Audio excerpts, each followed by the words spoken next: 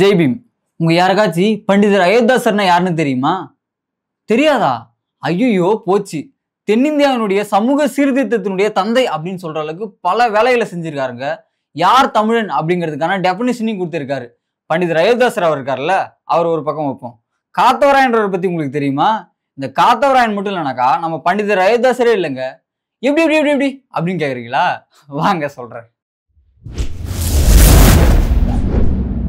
நம்ம அயோத்திதாச பண்டிதர் இருக்கார்ல, ஒரு நிமிஷம். அதுக்கு முன்னாடி நம்ம காத்தவராயன் இருக்கார்ல, அவரை பத்தி ஒரு குட்டி கதை. கோயம்புத்தூர் மாவட்டத்துல ஒரு சின்ன கிராமத்துல 1845 மே 20ல ஆதிலட்சுமி கந்தசாமி இவங்களுக்கு ஒரு குழந்தை பிறக்குது. அந்த குழந்தை தாங்க நம்ம காத்தவராயனே.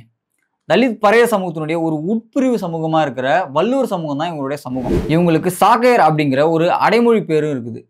தலித் பறைய சமூகத்துல இருக்கிற சடங்கு சம்பிரதாயங்கள் இருக்குல்ல, இது எல்லாத்தையுமே நிர்வகிக்கிற வேலைகளை தான் இவங்க வந்து செஞ்சுட்டு வர்றாங்க. அது மட்டும் இல்லாம இவங்க பூசாரிகளா, மருத்துவர்களா, நல்ல படிச்சவங்களா, காலத்தை கணிக்கிறவங்களா, புலவர்களா இருந்துட்டு வராங்க. இது எல்லாத்தையும் விட தீவிரமான சமய பற்றாளர்களா இருக்கிறாங்க. எதுக்கு இதெல்லாம் சொல்லிட்டு இருக்கேன்னாக்கா, நம்ம காத்தவராயன் இருக்காருல்ல, இந்த மொத்த வித்தையும் கத்துக்கிறாரு. இது போதாதுன்னு இவருடைய அப்பா என்ன பண்றாருன்னா, இவரு மேல படிக்க வைக்கணும் அப்படிங்கிறதுக்காக ஒரு பண்டிதர்கிட்ட கூட்டு போய் சேர்த்து விட்டுறாரு.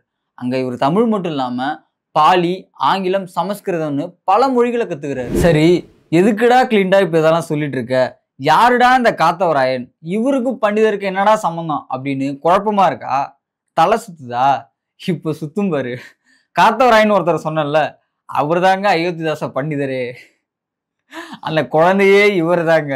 சரி, காத்தவராயன்ல இருந்து இவருக்கு எப்படி அயோத்திதாச பண்டிதர்னு பேர் வந்துச்சு? அங்கதான் ட்விஸ்ட். இவருக்கு ஒரு வாத்தியார் பாடம் சொல்லி கொடுத்தாருல, அவருடைய பேரு பண்டிதர் வி அயோத்திதாச கவிராயர்.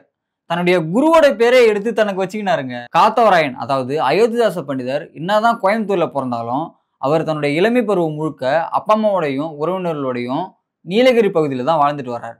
இந்த நீலகிரி பகுதியில் இருக்கிற ஒரு பழங்குடியின இனம் இருக்காங்கல்ல, தோடார் இனம், அந்த இனத்தினுடைய ஒரு பெண்ணை தான் திருமணம் செஞ்சுக்கிறாரு. எதிர்பாராத விதமா அந்த பெண் இறந்துடுறாங்க. அதற்கப்புறமா தனலட்சுமி அம்மையாரை திருமணம் செஞ்சு 5 ஆண் குழந்தைகளையும் 2 பெண் குழந்தைகளையும் பெற்று எடுக்கிறாங்க. 1870களில் இவருடைய அந்த பொது வாழ்க்கை பணியை அந்த நீலகிரி பகுதியில் தொடங்குறாரு.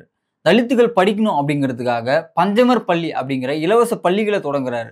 அதுக்கப்புறமா துளசி மடம் அப்படிங்கிற மடத்தை தொடங்கி அந்த பகுதியில் இருக்கிற பட்டியலினம் மற்றும் பழங்குடியின மக்களுக்கு இலவச மருத்துவத்தை செய்கிறாரு.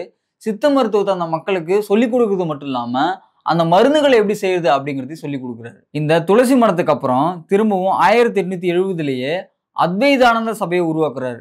இந்த சபை மூலமா சாதி பேத உணர்வு இருக்குல்ல, அது எல்லாத்தையுமே ஒழிக்கணும் அப்படின்னு சொல்லிட்டு ஒரு முடிவு எடுக்கிறாரு. அதற்கான வேலைகளையும் தொடர்ந்து செய்ய ஆரம்பிக்கிறாரு. ஆனா சில நாட்களுக்கு அப்புறமா இதன் மூலமா சமூக விடுதலை அடைய முடியாது அப்படிங்கிறத புரிஞ்சுக்கிறாரு. அதற்கப்புறமா 1880 இறுதி காலகட்டங்கள் இருக்குல்ல, அப்போ வந்து திராவிட பாண்டியன் அப்படிங்கிற இதழை தொடங்குறாரு. தமிழ் இலக்கிய வரலாற்றுல இந்த இதழ் மிகவும் முக்கியமான ஒரு இதழா இருக்குது. இந்த இதழ் மூலமா தான் பண்டிதர் பத்திரிகை நுணுக்கங்கள்லாம் கத்துக்கிறாரு. இதற்கப்புறமா 1881ல ஆங்கிலேயர்கள் மக்கள் தொகை கணக்கெடுக்கணும் அப்படின்னு சொல்லிட்டு முடிவெடுக்கிறாங்க. அப்போ பௌத்த, சீக்கிய, இஸ்லாமிய, கிறிஸ்தவ மத அடையாளம் இல்லாத பெருவாரியான மக்கள் இருக்காங்கல்ல, இவங்களுக்கு என்ன மத அடையாளத்தை கொடுக்கணும் அப்படின்னு சொல்லிட்டு ஒரு குழப்பம் வருது. அப்போ ஆங்கிலேயர்களுடைய அடிவருடிகளா இருக்கிற பார்ப்பனர்கள் என்ன சொன்னாங்கன்னா, இந்த பெருவாரியான மக்களுக்கு இந்துக்கள்னு பேர் வைக்கலாம் அப்படின்னு சொல்லிடுறாங்க. ஆங்கிலேயர்களும் அதை ஏத்துக்கிட்டு சரின்னு சொல்லிடுறாங்க. ஆனா பண்டிதர் அவர்கள் இதை எதிர்த்து கோரிக்கை மனுவை ஆங்கிலேயர்களுக்கு அனுப்புறாரு. அந்த மனுவில் என்ன சொல்றாருனாக்கா, இந்த இந்திய தேசத்துல இருக்கிற பழங்குடியினர்களும் பஞ்சமர்களும் இந்துக்கள் இல்லை, அவங்க எல்லாருமே பூர்வ தமிழர்கள், அதாவது ஆதி திராவிடர்கள் அப்படின்னு கணக்கெடுப்புல பதிவு செய்யணும் அப்படின்னு சொல்றாரு. இதுக்கப்புறமா 1891ல திராவிட மகாஜன சபையை நிறுவுறாரு. இந்த சபை மூலமா பல தீர்மானங்களையும் யோசனைகளையும் காங்கிரஸ் கட்சிக்கு கொடுக்கிறாரு. அதுல முக்கியமா தலித் மக்களுடைய சமூக வாழ்க்கையில ஏற்படுற சிக்கல்களையும் பிரச்சனைகளையும் எப்படி போக்குறது அப்படிங்கிறத வழியை சுட்டி காட்டியிருப்பாரு. மேடையில ஒரு முறை பண்டிதர் பேசிக்கிட்டு இருக்கப்போ தலித்துகள் கோவில்களுக்குள்ள அனுமதிக்கப்படணும் அப்படின்னு சொல்லிடுறாரு. இதை கேட்டு மேடையில் இருந்த ஒரு பிராமணர் பண்டிதரை திட்ட ஆரம்பிச்சிடறாரு. அதற்கப்புறமா அந்த கூட்டத்தில் இருந்த பெருவாரியான பிராமணர்களும் எழுந்து அவரோட சேர்ந்து பண்டிதரை திட்ட ஆரம்பிச்சிடுறாங்க. இந்த சம்பவம் பண்டிதருடைய மனசுல ஆழமா பதிஞ்சிடுது. இதுக்கு காரணமா இருக்கிற இந்த சாதியை அழிக்கிறது எப்படி, இல்லைனாக்கா இதுல இருந்து விடுதலை அடைகிறது எப்படி அப்படிங்கிறத தேட ஆரம்பிக்கிறாரு. பல புத்தகங்களை படிக்கிறாரு.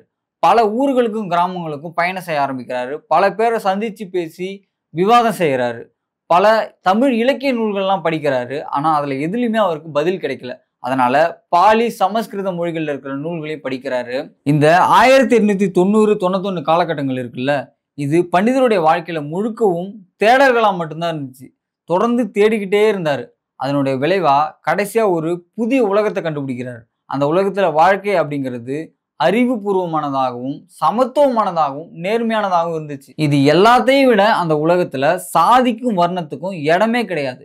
முழுக்க முழுக்க மாறுபட்ட மாற்று பெருங்கதையாடல்கள் தான் இருந்துட்டு வந்துச்சு. அந்த உலகத்தின் பேர் தான் பௌத்தம். இந்த பௌத்தத்தை பத்தி தீவிரமா ஆய்வு செய்யறாரு. தமிழர்கள் திராவிடர்கள், திராவிடர்கள் பூர்வ பௌத்தர்கள் அப்படின்னு சொல்றாரு. ஒரு வழியா பௌத்தம் தழுவணும் அப்படின்னு சொல்லிட்டு முடிவெடுத்து கர்னல் ஆல்காட் அப்படிங்கிறவரை சந்திச்சு அவருடைய உதவியின் மூலமா இலங்கைக்கு போயிட்டு பௌத்தம் தழுவுறாரு. அதற்கப்புறமா 1898 தென்னிந்திய சாக்கிய பௌத்த சங்கம் அப்படிங்கிற ஒரு சங்கத்தை உருவாக்குறாரு. இதன் மூலமா பௌத்தத்தை மக்கள் கிட்ட கொண்டு போய் சேர்க்கறதுக்கான வேலைகளை செய்ய ஆரம்பிக்கிறார். நான் வீடியோட தொடக்கத்துல சொல்லியிருப்பேன், அதாவது யார் தமிழர்கள் அப்படிங்கிறதுக்கு பண்டிதர் அவர்கள் ஒரு டெபினிஷன் கொடுத்திருப்பாருன்னு. அந்த டெபினிஷன் என்னன்னா, சாதியற்றவர்கள் தான் தமிழர்கள் அப்படின்னு சொல்றாரு. நம்ம அண்ணா தப்பா ரஞ்சித் இருக்காருல்ல, அவரு ஒரு மியூசிக்கல் பேண்ட் வச்சிருக்காருங்க. அந்த மியூசிக்கல் பேண்டு பேரு த கேஸ்ட்லெஸ் கலெக்டிவ். இந்த மியூசிக்கல் பேண்டுக்கு இந்த பேர் வைக்கிறதுக்கு காரணம் சாதியற்ற தமிழன் அப்படிங்கிற பண்டிதனுடைய வார்த்தை தான் அப்படிங்கிறத சொல்லியிருக்காரு. தலித் மக்களை விழிப்புணர்வு அடைய வைக்கிறதுக்கும் அவங்களுக்குள்ள ஒரு போராட்ட குணத்தை கொண்டு வரதுக்கும் இதழ் ஒண்ணு தேவை அப்படின்னு சொல்லிட்டு முடிவெடுக்கிறாரு. அதன்படியே 1907 ஒரு பைசா தமிழன் அப்படிங்கிற இதழை சென்னை ராயப்பேட்டையில தொடங்குறாரு. இந்த ஒரு பைசா தமிழன் அப்படிங்கிற இதழை பத்தின வீடியோ நீலம் சோசியல் யூடியூப் சேனல்ல ஆல்ரெடி இருக்கு.